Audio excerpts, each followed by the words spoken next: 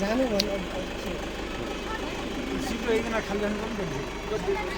पछि बेहुलीलाई ठाउनु होला नि फेरि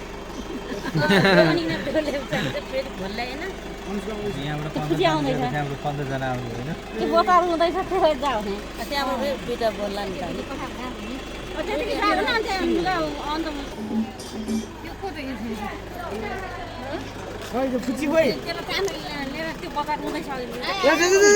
गाडीमा बोला फेरि यो जाने होइन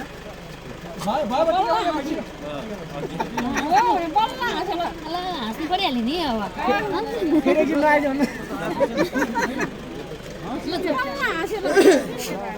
अब यहाँ ठाउँमा टिकीमा छ टिकीमा